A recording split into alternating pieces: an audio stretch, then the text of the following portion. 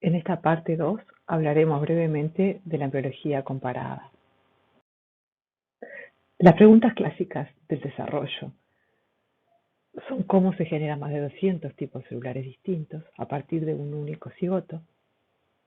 Eso es, cómo ocurre la diferenciación celular, cómo se organizan las células en tejidos y órganos, morfogénesis, cómo saben las células cuándo dividirse y cuándo dejar de hacerlo, crecimiento, cómo se generan los gametos, qué cambios en el desarrollo son responsables de la aparición de nuevas formas de vida a lo largo de la evolución y cómo se realiza la interacción ambiente y genes durante el desarrollo. Entonces, las etapas del desarrollo son similares en todos los organismos, es decir, que tenemos una replicación celular por mitosis que en los órganos sexuales terminan en meiosis, que dan lugar a células haploides que forman un cigoto, a partir del cual, renovada la diploidía, se van a originar de una única célula todas las formas de diferenciación celular que constituyen un organismo en el tiempo y en el lugar adecuado. Los primeros pasos del desarrollo embrionario están conservados a lo largo de la evolución de los organismos y comienzan con un primer evento que es la fertilización y la formación del cigoto, que en estas imágenes está mostrado para erizo de mar. Aquí tenemos el cigoto y aquí los primeros momentos, segundos de la fecundación, vistos por microscopía de transmisión y por microscopía de fluorescencia, donde se marca la onda de calcio intracelular. Luego de la fecundación, la segmentación entonces comienza a dividir al embrión y continúa con la gastrulación, que involucra eventos de migración de células y capas. A continuación, la organogénesis, que comienza a formar órganos específicos, procesos que también tienen que ver con la proliferación, migración de células, capas, muerte celular y progresiva diferenciación de células. Y por último, en las últimas etapas del inicio de la embriogénesis, la segregación de la línea germinal, provocada por la migración de un grupo de células hacia los primordios gonadales. Luego de la fecundación, la segmentación se debe a la división celular y no involucra crecimiento celular. En esta imagen se comparan las etapas de segmentación de las primeras divisiones del cigoto en Xenopus laevis, zebrafish y ratón. En estas dos de arriba se ve entonces el cigoto con el punto de entrada del esperma y los cuerpos polares, y la primera segmentación que divide en su totalidad al cigoto, y la segunda y tercera segmentación que ocurren en planos perpendiculares al anterior. Aquí se ven entonces la imagen del cigoto y se observa que a continuación se va a producir una segmentación que continúa más focalizada en una parte de la célula, que las blastomeras empiezan a tener tamaños distintos y hay más divisiones posteriormente a nivel del polo animal.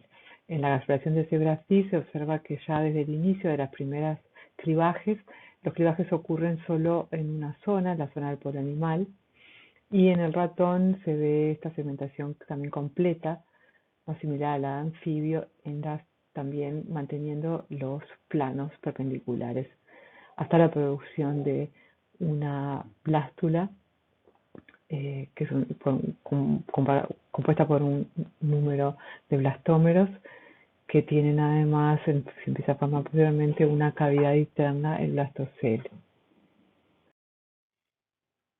Con la gastrulación comienzan los movimientos celulares de células y capas. En esta fotografía vemos la gastrulación en anfibios, en el particular Xenopus laevis. La gastrulación comienza con la invaginación o hendidura en el futuro lado dorsal del embrión. La hendidura formada del labio dorsal del blastoporo, como se observa desde la superficie ventral abajo, Las futuras células mesodérmicas migran hacia el interior del embrión a lo largo de los bordes del blastoporo, y el ectodermo, que será la futura epidermis y tejido nervioso, migra hacia abajo en el exterior del embrión. La parte que queda, es decir, el endodermo, relleno de vitelo, es finalmente cercada. Aquí tenemos el tapón vitelino y lo que queda el blastoporo. Aquí entonces en la parte de D comienzan a formarse lo que se ven como pliegues neurales sobre la superficie dorsal. En E ya se puede ver el surco donde estará la superficie basal del tubo neural. En F, los pliegues neurales se acercan a la línea media dorsal formando el tubo neural que se observa en G, en este corte transversal, este esquema de corte transversal mejor.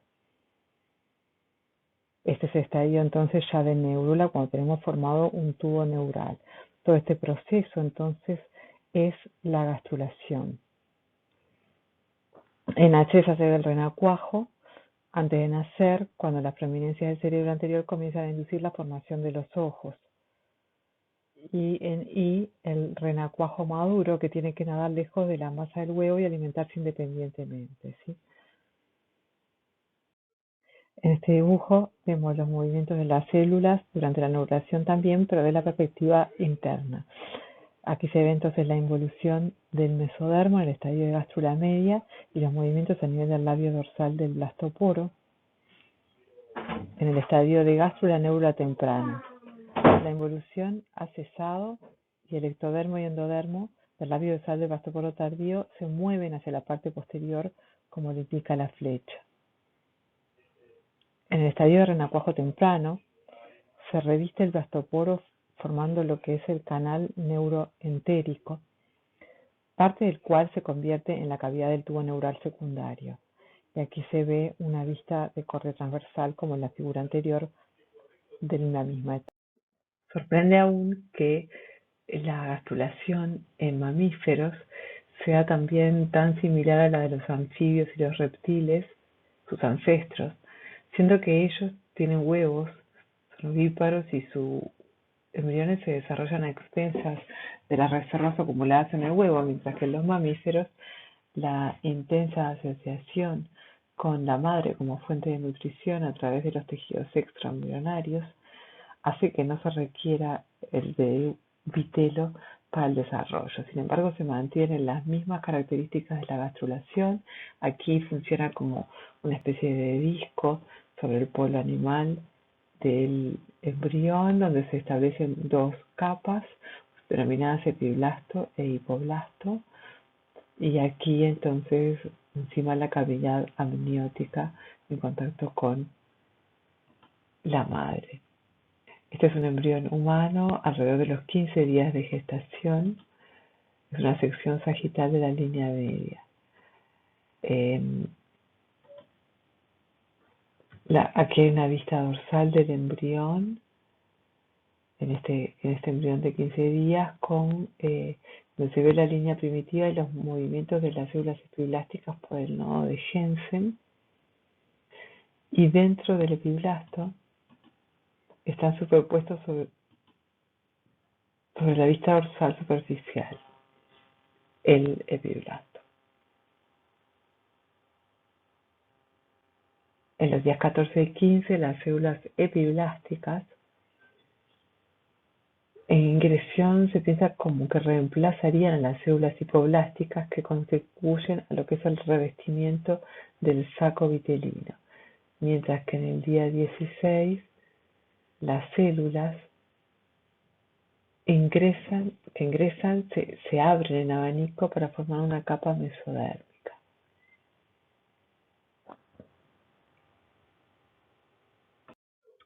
Luego de la gastrulación ocurre la organogénesis.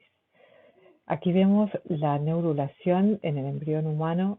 Miramos el embrión a los 22 días, donde se observa el comienzo del cierre del tubo neural a nivel medio y la estructura de los pliegues neurales anteriores que se van a ir originando en la región anterior del cerebro, los primordios pericárdico, la placa aórtica, los somites y aquí el amnios, el extremo abierto, ¿no? Marcando entonces cómo el tubo neural está en contacto con el amnios. Esto es una foto de estado 10 somites donde se indican esas estructuras y aquí a un día después del día 22 ya se ve el cierre del tubo neural todo a lo largo del eje dorsal, dejando aún el neuroporo y anterior y posterior abiertos en contacto con el líquido amniótico.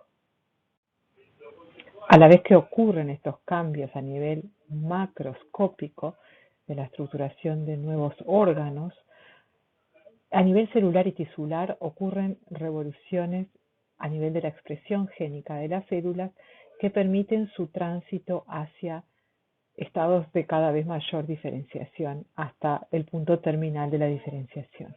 Un ejemplo bien conocido de cómo las células diferencian en respuesta, por un lado, a estímulos producidos por factores parácrinos que inducen la actividad de factores de transcripción endógenos y por tanto la reprogramación de la expresión génica y el establecimiento de fenotipos de células más diferenciadas, es la transición del cartílago al hueso.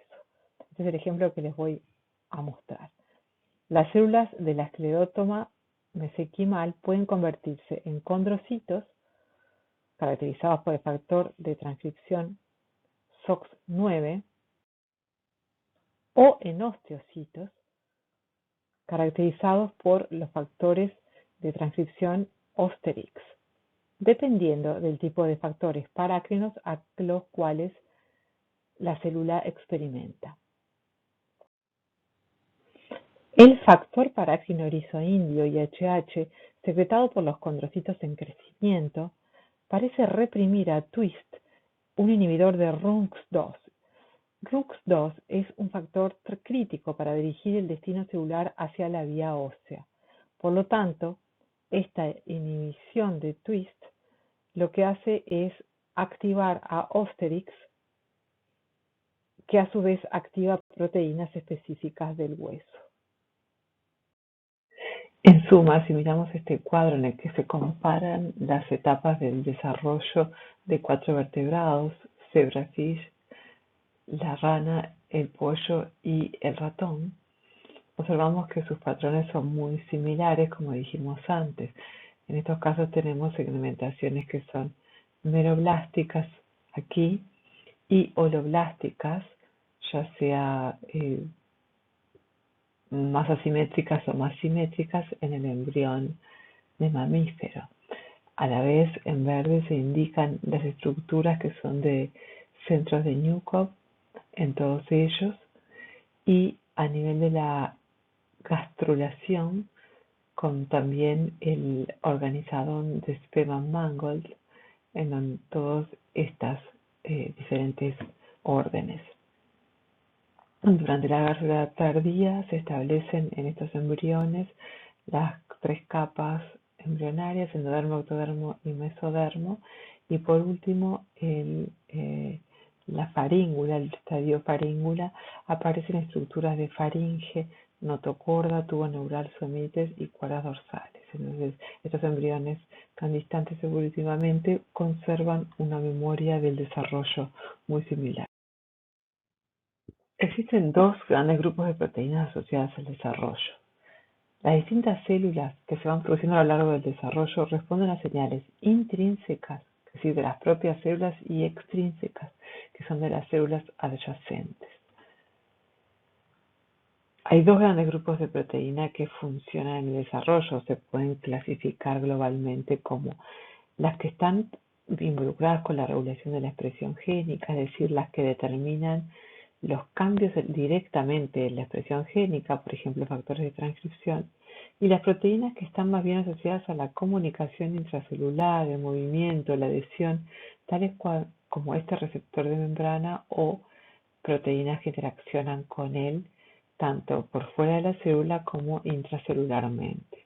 Aquí tenemos entonces una vía de transducción de señales que puede funcionar en muchas etapas del desarrollo, donde vemos un receptor transmembrana al cual al unirse un ligando se activa, dimeriza y forma entonces adquiere la capacidad de activar un factor de transcripción por una modificación probablemente post-traduccional. Esa activación hace que el factor se trasloque del citoplasma hacia el núcleo, donde actúa como un regulador positivo de la transcripción de algunos genes, provocando la síntesis de ciertas ARN mensajeros que van a ser procesados en el núcleo celular por splicing y modificación de los extremos, exportado al citoplasma y allí traducido por el ribosoma, sintetizándose una proteína específica que debe ser plegada y modificada post-traduccionalmente para tener actividad. Esta proteína podrá funcionar a nivel de la misma célula o podrá incluso ser una proteína de secreción que vuelva a generar una señal extracelular hacia esta célula o a células distantes.